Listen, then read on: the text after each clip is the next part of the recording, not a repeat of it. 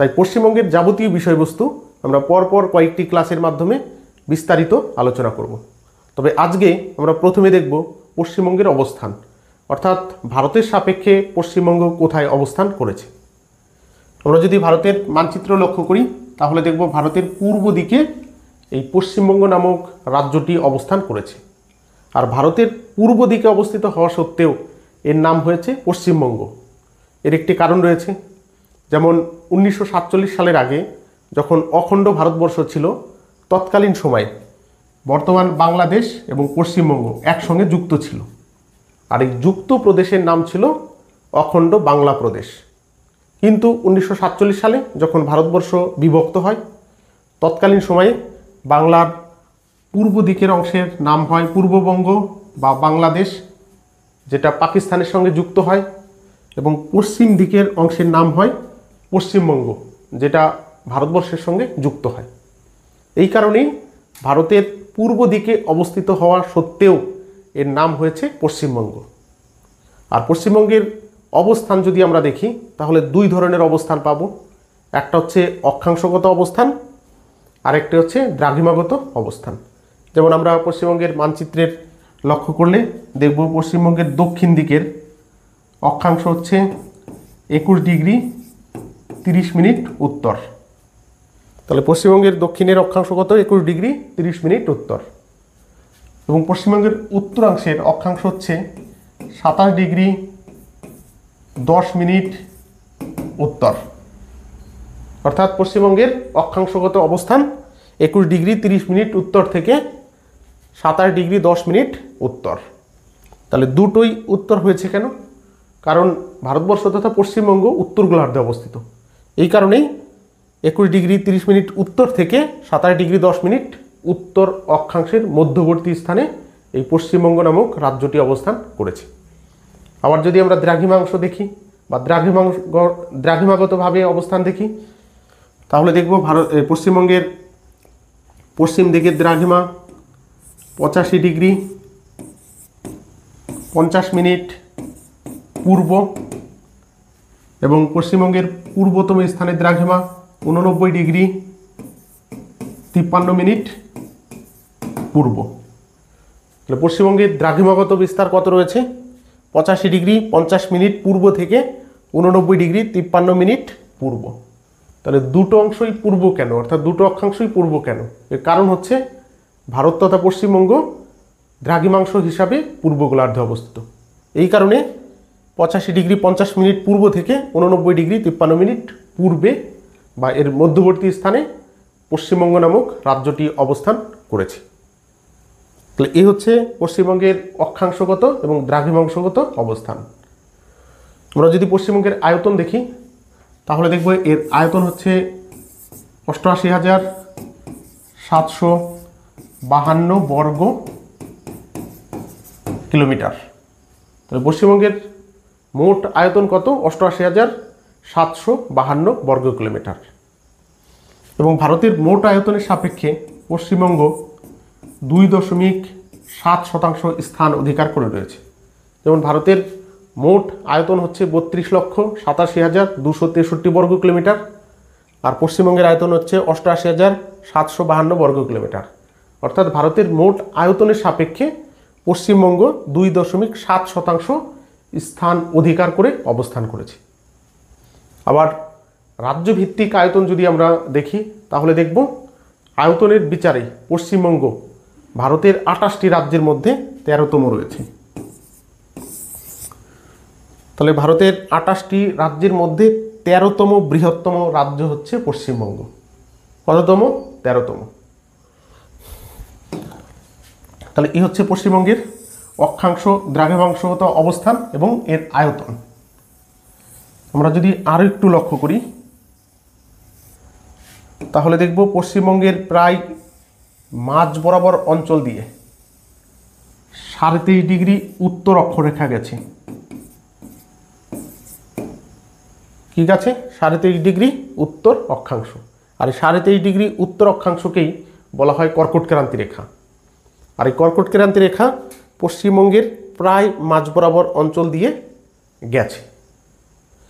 এবং এই মাঝ বরাবর অঞ্চলে মোট 5টা জেলাকে স্পর্শ করেছে। তাহলে কোন কোন জেলার উপর দিয়ে গেছে?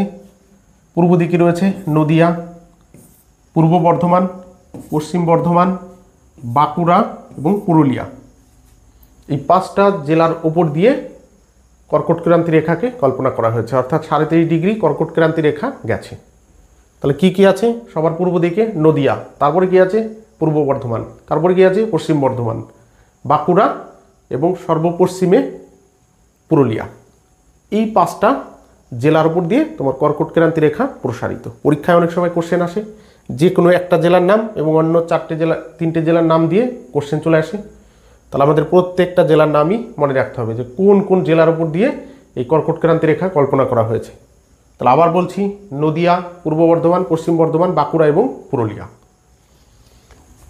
এবং 2টো বৃহত্তম শহর রয়েছে এর উপরে, একটা হচ্ছে কৃষ্ণনগর আর একটা হচ্ছে দুর্গাপুর। অর্থাৎ দুর্গাপুর এবং কৃষ্ণনগর নামক 2টো বড় শহরের উপর দিয়ে তোমার এই কর্কটক্রান্তি রেখা গেছে। তাহলে এই হচ্ছে পশ্চিমবঙ্গের অবস্থান। এরপরে আমরা দেখব পশ্চিমবঙ্গের পরিসীমা, অর্থাৎ চারিদিকে কোন কোন দেশ এবং কোন কোন রাজ্য রয়েছে। তাহলে দেখা যাক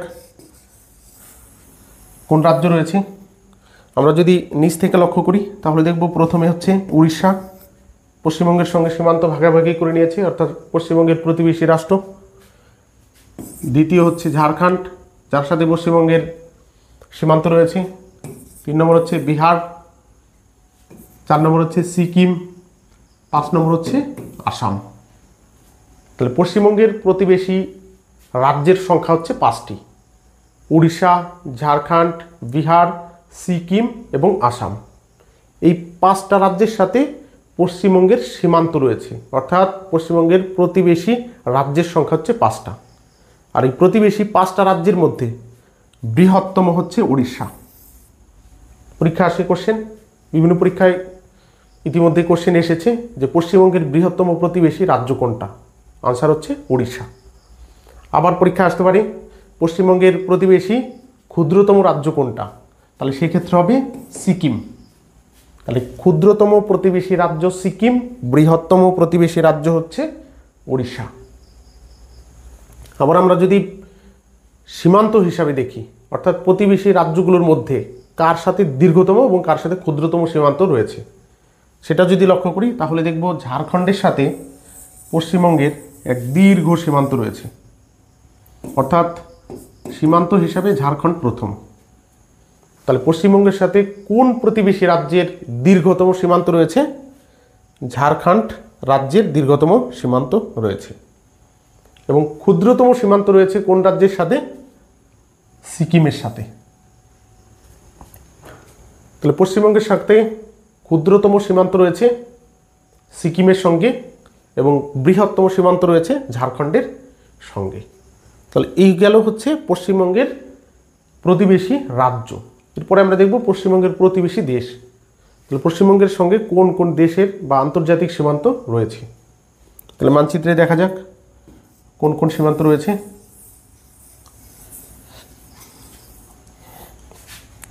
আমরা মানচিত্র যদি খেয়াল করি তাহলে দেখব উত্তর এবং পূর্ব দিকের সমগ্র অংশটাই রয়েছে বাংলাদেশের সঙ্গে সীমান্ত।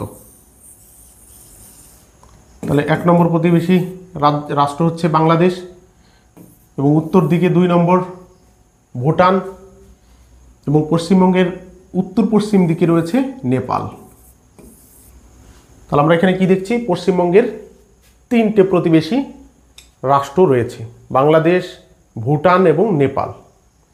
এর মধ্যে বৃহত্তম প্রতিবেশী রাষ্ট্র হচ্ছে বাংলাদেশ এবং ক্ষুদ্রতম প্রতিবেশী রাষ্ট্র হচ্ছে ভুটান। পরীক্ষা আসবে যে পশ্চিমবঙ্গের বৃহত্তম প্রতিবেশী রাষ্ট্র কোনটা? বাংলাদেশ। পশ্চিমবঙ্গের ক্ষুদ্রতম প্রতিবেশী রাষ্ট্র কোনটা? ভুটান। আবার আসতে পারে যে পশ্চিমবঙ্গের সাথে কোন দেশের দীর্ঘতম সীমান্ত রয়েছে। তাহলে সেক্ষেত্রেও 1 নম্বরে রয়েছে বাংলাদেশ, বৃহৎ সীমান্ত। শুধু পশ্চিমবঙ্গ নয়, ভারতের যতগুলো রাজ্য আছে তার মধ্যে সবথেকে বৃহত্তম সীমান্ত রয়েছে বাংলাদেশের সঙ্গে পশ্চিমবঙ্গের এবং ক্ষুদ্রতম সীমান্ত রয়েছে পশ্চিমবঙ্গের সাথে নেপালের। তাহলে বৃহত্তম সীমান্ত পশ্চিমবঙ্গের সাথে বাংলাদেশের এবং ক্ষুদ্রতম সীমান্ত পশ্চিমবঙ্গের সাথে নেপালের। তাহলে এই হচ্ছে পশ্চিমবঙ্গের প্রতিবেশী রাজ্য এবং রাষ্ট্রের অবস্থান। এরপরে আমরা দেখব হচ্ছে পশ্চিমবঙ্গের অভ্যন্তরীণ যে জেলাগুলি রয়েছে সেই জেলা সম্পর্কে বা জেলা পরিচিতি। পশ্চিমবঙ্গে বর্তমানে অর্থাৎ 2025 সালে মোট জেলার সংখ্যা রয়েছে 23টি। তাহলে বর্তমান পশ্চিমবঙ্গের জেলার সংখ্যা কটা রয়েছে? 23টি। আর এই 23টি জেলার মধ্যে বৃহত্তম জেলা পশ্চিমবঙ্গের দক্ষিণে অবস্থান করেছে, যার নাম হচ্ছে দক্ষিণ 24 পরগনা। তাহলে পশ্চিমবঙ্গের বৃহত্তম জেলা দক্ষিণ 24 পরগনা এবং ক্ষুদ্রতম জেলা হচ্ছে কলকাতা। তাহলে বৃহত্তম 23টি জেলার মধ্যে বৃহত্তম জেলা দক্ষিণ 24 পরগনা এবং ক্ষুদ্রতম জেলা হচ্ছে কলকাতা। এছাড়া আমরা ভূপ্রকৃতিগতভাবে যদি জেলাগুলোকে লক্ষ্য করি তাহলে দেখব পুরুলিয়া জেলাতে 100% মালভূমি। 100% মালভূমি বিশিষ্ট জেলার নাম কি? পুরুলিয়া, কারণ এটা জেলার সমগ্র অংশই মালভূমি দ্বারা আবৃত বা বিস্তৃত। এবং 100% পার্বত্য জেলা হচ্ছে কালিম্পং। তাহলে 100% মালভূমি জেলা পুরুলিয়া এবং 100% পার্বত্য জেলা হচ্ছে কালিম্পং। এছাড়া আমরা এই জেলাগুলোর অবস্থান যদি দেখি তাহলে দেখব সব থেকে পশ্চিমতম জেলা, আমাদের মনে রাখতে হবে সব থেকে পশ্চিমতম জেলার নাম হচ্ছে পুরুলিয়া এবং পূর্বতম জেলার নাম হচ্ছে কোচবিহার এবং দক্ষিণতম জেলার নাম হচ্ছে দক্ষিণ 24 পরগনা এবং উত্তরতম জেলার নাম হচ্ছে দার্জিলিং। তাহলে এইরকমও কোশ্চেন এসে থাকে অনেক সময় যে পশ্চিমবঙ্গের সব থেকে পশ্চিমতম জেলার নাম কি আছে? আমরা মানচিত্রে পেয়েছি পুরুলিয়া।